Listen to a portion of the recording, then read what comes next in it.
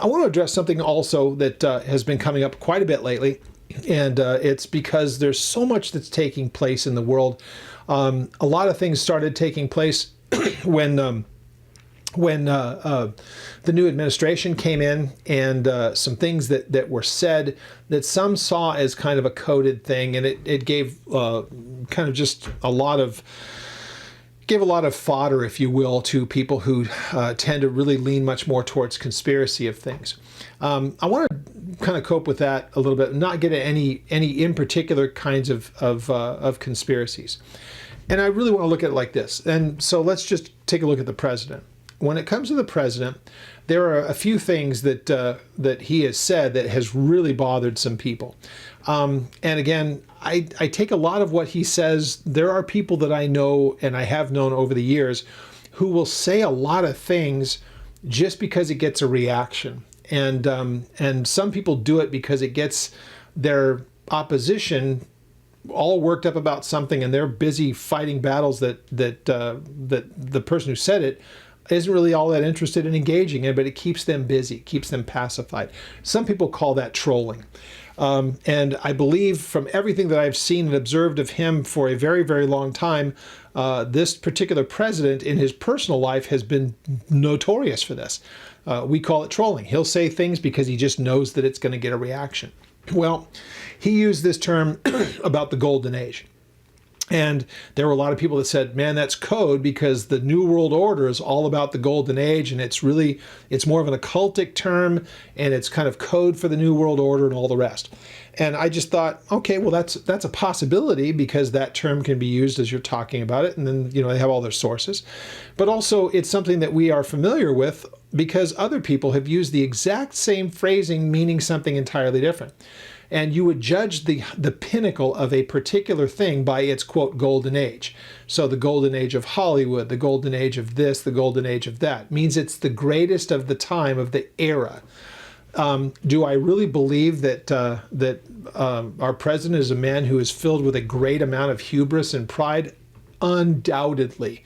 Anybody who watches him for a minute or has at any time in his life knows that he is quite full of himself. And I voted for him because I considered who was the alternative, and that bothers some people. I can't help that. I just knew I was going to live in a world where one of those two people was going to govern, and it was a no-brainer for me.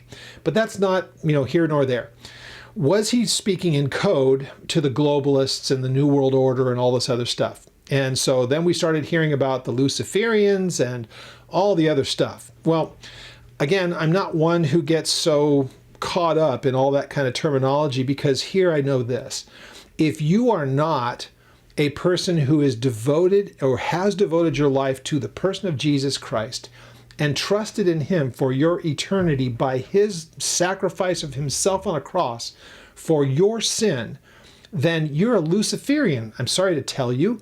You're owned lock, stock, and barrel. You're going to spend that eternity that we just read about in the lake of fire if you reject Jesus. So therefore, you're siding with Lucifer because you are not siding with Jesus. It's just that simple.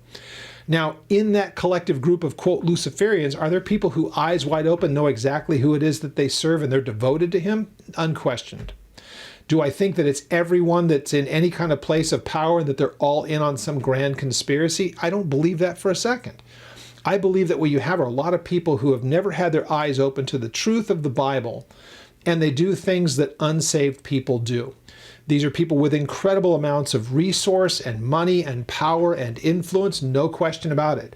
But it doesn't mean I don't think that they've got some shrine sitting in their house where they're just secretly pledging their allegiance to the devil. I think that's naive. So unsaved people are going to do what unsaved people do, and the ruler of this world is the one who's giving them their marching orders, whether they know him or not. So I don't need it to be some grand conspiracy. And as far as the president's concerned, I don't expect him to understand a whole lot of stuff about what makes me tick as a believer. People get upset with me when I start to say, I don't know if the guy's a believer or not. I see the fruit, and I have my doubts, no matter what his profession is. That's neither here nor there. That doesn't make a difference to me. What's going to happen, I'd love for him to be saved, but whether he is or not, it isn't for me to say. All I can do is look at the fruit as anybody. So whatever's going on with him, the one thing I do know by everything that I'm looking at he's not doing New World Order kinds of stuff. He's making those people really angry and doing everything that he can to say, I don't care what the rest of the world does. I care about what's going on here.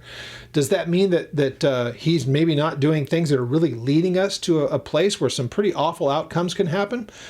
I think he's done whatever. If it was his first administration, COVID hit, and he was, they started warp speed and did all that stuff, and people were really angry at him for doing all of that.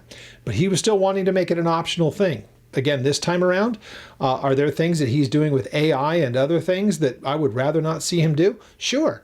But let's face it, that's happening anyway. There's nothing that can be done about it. The best thing that we can do is to say, look, there's a technology out there that can ultimately be exploited, and people are going to. If it's there and it can be exploited for awful reasons, somebody's going to do it. But it's neutral, like so many other things I've mentioned before. So I know I did something dealing a little bit more with conspiracies, but I really want to look at, what I wanted to look at today was the way that we look at the world, that everything doesn't have to have a grand conspiracy, because, very simply put, most of the world is in a place of absolute ignorance about who God is, and their actions are going to reflect it. But it doesn't mean that everybody who's not a believer is in on the same conspiracy to bring about the, quote, New World Order or the Luciferians and doing this, that, and the other thing. The problem is when we start to talk in code like that, we lose people and they quit listening. So I want to be really, really careful. I'd rather stay with what we looked at here today and be able to make the case that there's a day coming that you don't want to be standing before him on a great white throne. I would rather take you to John chapter 3 and explain to you what it takes in order to avoid that altogether. So just wanted to address that because, again, it's coming up again and again and again. The things with Israel, again, grand conspiracy. We're in on it. Netanyahu's in on it. The whole thing that happened back in October of 23, the government was in on it, looking the other way. I know people can believe that. I can't. I don't believe it. I think there's plausible reasons for everything that happened there, but people can make up their own minds one way or the other. So if you have any questions on that or anything that I've addressed, whether it's the Israel trip, even the questions about YouTube and monetization, all that kind of stuff, any questions you have about any of those things or topics that you'd like to hear me address, you go ahead and send me an email, oldpaththeology.net, and do check out that video that I did looking at the millennium. I'll have the link in the notes part of this, and love to have you check that out and maybe even get your feedback on that.